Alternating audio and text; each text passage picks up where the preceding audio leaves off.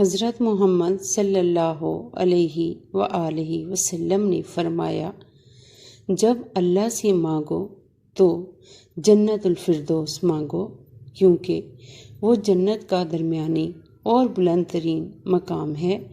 اس کے اوپر رحمان کا عرش ہے اور اس سے نہریں پھوٹتی ہیں۔ حضرت محمد مصطفیٰ صلی اللہ علیہ وآلہ وسلم نے فرمایا،